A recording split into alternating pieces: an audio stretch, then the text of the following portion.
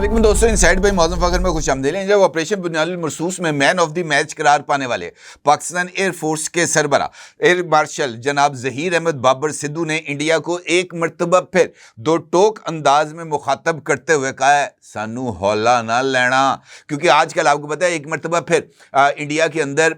इस बात का जुनून सवार है कि जनाब हमने पाकिस्तान एयर फोर्स को एक मरतबा किसी न किसी तरीके से नीचे दिखाना है या खुदा न खास्ता पाकिस्तान को किसी न किसी तरीके से कोई नुकसान पहुंचाना है। लेकिन पाकिस्तान की जो फौज है वो ना सिर्फ मुकम्मल तौर पर मुस्तैद है बल्कि एयर चीफ ने एक मरतबा फिर इंडिया को उसके मज़मूम मकासद के बारे में चैलेंज करते हुए वाज़ेह तौर पर इस बात का इजहार किया है कि हमारी कौमी खुद मुख्तारी को दोबारा चैलेंज किया तो दुश्मन पाक फ़ज़ाइया को पहले से ज़्यादा मजबूत पाएगी और इस मर्तबा जो जवाब दिया जाएगा वो पहले से ज़्यादा शदीद होगा और इंडिया को पहले से ज़्यादा नुकसान भी उठाना पड़ेगा। क्योंकि पाकिस्तानी एयर फोर्स है और फिर आपको पता है कि पाकिस्तानी एयर फोर्स ने तो अपनी जो सलाहियत है उसका तो लोहा पूरी दुनिया के सामने मनवा दिया है। तो पाकिस्तान के सामने तो इस वक्त इंडिया ऐसे ही है जैसे कोई तिफले मकतब है। लिहाजा इस सूरत हाल में जहां पर इंडिया की तरफ से डेली बेसिस पर पाकिस्तान को ऑपरेशन सिंदूर 2.0 शुरू करने की धमकियां दी जा रही हैं, इंडियन एयर फोर्स की तरफ से डेली बेसिस के ऊपर मशकें की जा रही हैं और डेली बेसिस के ऊपर स्पूफिंग और सिग्नल जैमिंग यानी इलेक्ट्रॉनिक वॉरफेयर की नाकाम मशकें की जा रही हैं। ऐसी सूरत हाल में पाकिस्तान के एयर चीफ का मंजर आम पर आकर और दुश्मन की आंखों में आंखें डालकर इस बात का इजहार करना कि हम पहले से ज्यादा मुस्तैद हैं, पहले से ज्यादा चौकस हैं और पहले से ज्यादा सख्त जवाब देने के लिए तैयार हैं, तो मेरा यह ख्याल है कि उनकी तरफ से इस रिजॉल्व का इजहार दुश्मन के दांत को खट्टा करने और दुश्मन को हकीकी मानों में आईना दिखाने के मुतरादफ है। Pakistan air force academy Asghar Khan Risalpur की पासिंग आउट तकरीब थी और इस तकरीब में एयर चीफ मार्शल जनाब ज़हीर अहमद बाबर सिद्धू साहब मेहमान खुसूसी थे और इस मौके पर उन्होंने पासिंग आउट तकरीब से खिताब किया और खिताब करते हुए पाकिस्तान एयर फोर्स के सरबराह ज़हीर अहमद बाबर सिद्धू साहब का ये कहना था और वाज़ेह तौर पर इस बात का इजहार था कि कौम और पाकिस्तान की मुसल्लह अफवाज ने इत्तेहाद की शानदार मिसाल पेश करते हुए दुश्मन को उसकी अददी बर्तरी के बावजूद ना सिर्फ शिकस्त से दो चार किया बल्कि उसको हजीमत का भी सामना करना पड़ा। मार्का हक में हासिल हुई फैसला कुन कामयाबी कौमी ताकत के तमाम अनासर के मुत्तहिदा किरदार और सबसे बढ़कर अल्लाह ताला की खुसूसी रहमतों का नतीजा थी। मार्का हक की फतह तीनों अफवाज की हम आहंगी, जारहाना फैसला साजी और फील्ड मार्शल सैयद आसिम मुनीर की क़यादत का नतीजा थी। पाकिस्तान एयर फोर्स के सरबराह का कहना था, जब पाकिस्तान की खुद मुख्तारी पर हमला किया गया, पाक फ़ज़ाइया ने कम तादाद में लड़ने की रवायती मिरास को बरकरार रखते हुए दुश्मन के सबसे जदीद तैयारे मार गिराए। हमारे इक़दामात और ऑपरेशंस मौसर होने के साथ साथ मुतवाज़न और मौजू भी थे। हमारा मकसद था कि इज़्ज़त के साथ अमन कायम हो। दुनिया ने इससे कबल फ़ज़ाई ताकत के इतने जुर्रतमंदाना इस्तेमाल को नहीं देखा था जो मखसूस टेक्नोलॉजीज़ के साथ मरबूत था। हालिया तसादुम ने जदीद दौर की फ़ज़ाई लड़ाई के लिए एक निसाबी मिसाल कायम की। 2025 में एक बार फिर पाक फ़ज़ाइया ने अपनी पेशा वराना महारत और तमाम शोबों में बरतरी को साबित किया। हमने अपनी ऑपरेशनल डॉक्ट्रिन को जदीद जंगी तसव्वुरात और हिकमत अमली के मुताबिक तरतीब दिया, जिसमें माली वसाइल की महदूदियत और टेक्नोलॉजीज़ की दस्तयाबी को मद्देनज़र रखा गया। पाक फ़ज़ाइया ने जद्दत तराजी की एक नहायत जारहाना और तख्लीकी हिकमत अमली को अपनाया और अपनी स्मार्ट इंडक्शन प्रोग्राम के जरिए मुतअद्दिद जदीद तैयारों टेक्नोलॉजीज़ को रिकॉर्ड वक्त में शामिल किया। उनका यह कहना था कि पाकिस्तान एक पुरअमन मुल्क है और सबके साथ दोस्ताना ताल्लुकात को कायम रखना चाहता है, लेकिन अगर हमारी खुद मुख्तारी को दोबारा चैलेंज किया गया तो हमारा दुश्मन पाक फ़ज़ाइया को कहीं ज़्यादा मजबूत और बेहतर तैयार पाएगा। एक ज़िम्मेदार जौहरी ताकत के तौर पर हमारे ताल्लुकात आलमी और इलाकाई अहम ताकतों के साथ मज़ीद मजबूत हुए हैं। उन्होंने इस बात का जिक्र भी किया और वाज़ेह अंदाज में इस बात का जिक्र किया कि पाकिस्तान ने जब ये जो ऑपरेशन बुनियानुल मरसूस था, इस मौके पर पाकिस्तानी एयर फोर्स ने ना सिर्फ इंडिया के जदीद रफ़ाल तैयारों को मार गिराया था बल्कि उन्होंने इस बात का इजहार भी किया کہ دشمن کے جو جدید ٹیکنالوجیز تھیں وہ پاکستان ایئر فورس کے مقابلے میں بالکل صفر ثابت ہوئیں۔ انہوں نے اس بات کا ذکر کیا کہ پاکستان ایئر فورس نے 6 اور 7 مئی کو بھارتی جارحیت کا منہ توڑ جواب دیا تھا۔ ان کا یہ بھی کہنا تھا کہ 10 مئی کو دشمن کے ڈیفنس سسٹم کو پاکستان ایئر فورس کی طرف سے اور پاکستانی فوج کی طرف سے کامیابی سے نشانہ بنایا گیا۔ ان کا یہ کہنا تھا کہ جب پاکستان کی خود مختاری پر حملہ کیا گیا تو دشمن کے سب سے جدید طیارے مار گرائے۔ ہمارے اقدامات اور آپریشنز مؤثر ہونے کے ساتھ ساتھ متوازن اور موزوں بھی تھے۔ ان کا یہ بھی کہنا تھا کہ پاکستان نے ہر میدان میں اپنی برتری کو ثابت کیا، اور انہوں نے اس بات کا اظہار بھی کیا کہ ہماری طرف سے جو جواب تھا وہ اس سے زیادہ بھی ہو سکتا تھا، یعنی انڈیا کے مزید جنگی طیاروں کو مار گرایا بھی جا سکتا تھا، لیکن ہم نے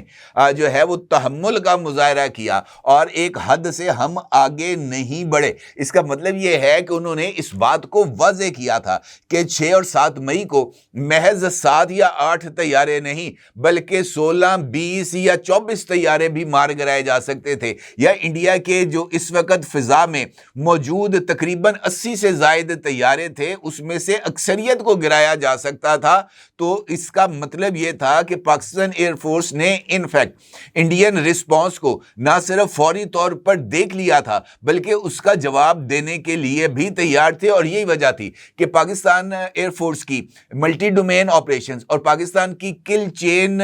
جو اسٹریٹجی تھی، اور اس کے ساتھ ساتھ پاکستان کا سائبر اور الیکٹرانک وارفیئر نے نہ صرف دشمن کو گھٹنے ٹیکنے پر مجبور کیا تھا بلکہ اس کے غرور کو بھی پاش پاش کر دیا تھا۔ اب اگر ہم اس تقریر کو موجودہ پرسپیکٹو میں دیکھیں تو حالیہ دنوں میں 2 ایسے واقعات ہوئے ہیں جو پاکستانی ایئر فورس کی برتری کو ثابت کرتے ہیں، جس طرح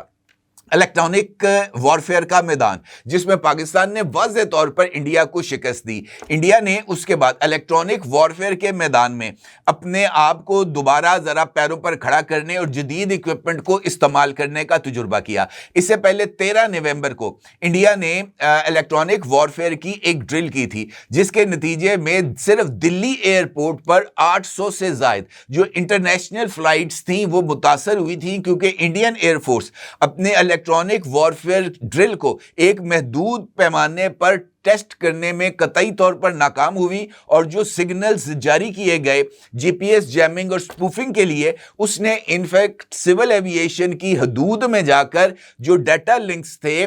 طیاروں کے اپنے کنٹرول ٹاور کے ساتھ اس کو قطعی طور پر جو ہے وہ متاثر کر دیا۔ کل 1 دسمبر تھی، اور 1 دسمبر کو بھی انڈین ایئر فورس کی طرف سے الیکٹرانک وارفیئر کی ایک ڈرل کی گئی جس کا اظہار خود انڈین میڈیا کی طرف سے کیا گیا، اور اس بات کو تسلیم کیا گیا کہ کل بھی جناب جو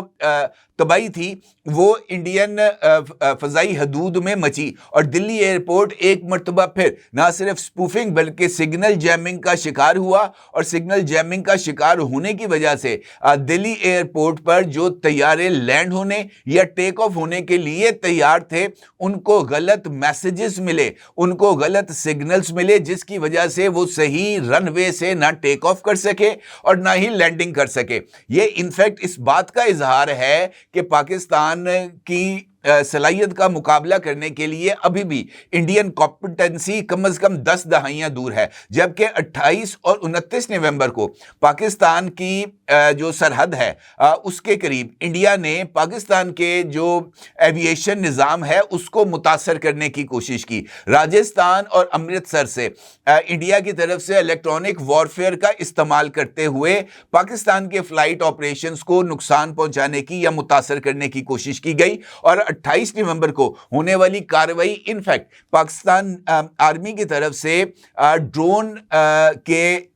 جو استعمال ہے اس کی جنگی تیاریوں کے لیے جو ایک ڈرلز کی جا رہی تھی پاکستان آرمی کی طرف سے اس کو متاثر کرنے کی ایک کوشش تھی۔ لیکن ڈرونز کو انہوں نے متاثر کیا کرنا تھا، ان کے سگنلز ہی ان کے قابو میں نہیں ہے، جو کہ لاہور بھی اور کراچی تک پہنچ گئے، جس کی بنیاد پر جو فلائٹ آپریشن ہے لاہور اور کراچی میں وہ جزوی طور پر متاثر ضرور ہوا، لیکن اس کے بعد پاکستان نے فوری طور پر آلٹرنیٹو سسٹمز کو آن کیا، اور اس کی بنیاد پر جو فلائٹ آپریشن ہے وہ روٹین کے مطابق چلتا رہا۔ البتہ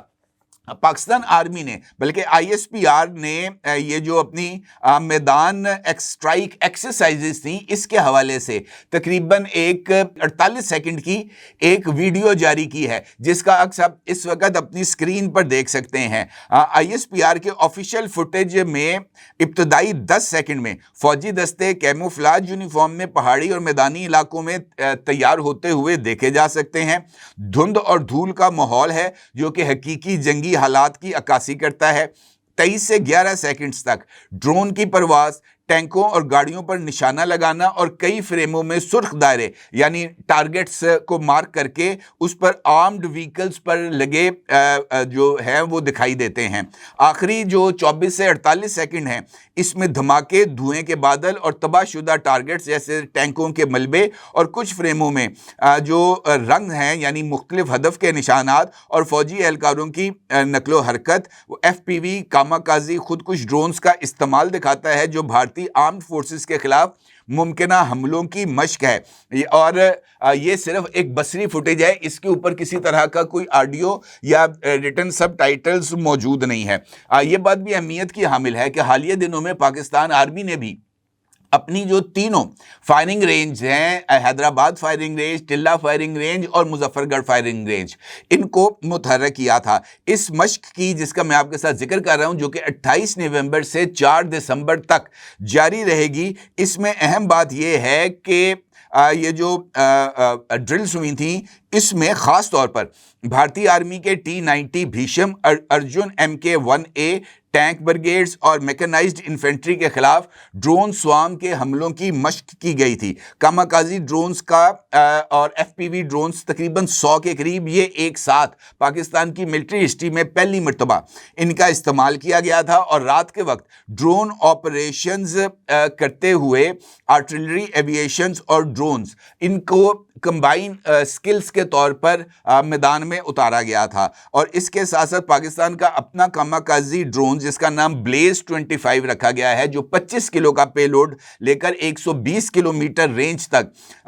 जो है वो परवाज कर सकता है, इसका भी इस्तेमाल किया गया। इसके साथ साथ अहम बात यह है कि पाकिस्तान के army chief field marshal Syed Asim Munir खुद भी 30 नवंबर को चोलिस्तान में मौजूद थे। और इसके साथ साथ सऊदी, तुर्की और अजरबैजान और कतर के मिलिट्री अताशीज को इन ड्रोन्स एक्सरसाइजेस के लिए मदऊ किया गया था। और सबसे अहम बात यह है कि उर्दन के किंग अब्दुल्ला वीडियो कॉल पर लाइव फीड पर मौजूद थे और वो वीडियो लिंक के ऊपर इन तमाम एक्सरसाइजेस का मुशाहिदा कर रहे थे। तो ये इनफैक्ट एक सियासी और स्ट्रेटेजिक दोनों तरह के पैगामात हैं जो कि पाकिस्तान की तरफ से इंडिया को दिए जा रहे हैं। ये मश्क बिल्कुल उस वक्त में हो रही है जब भारत की स्ट्राइक कोर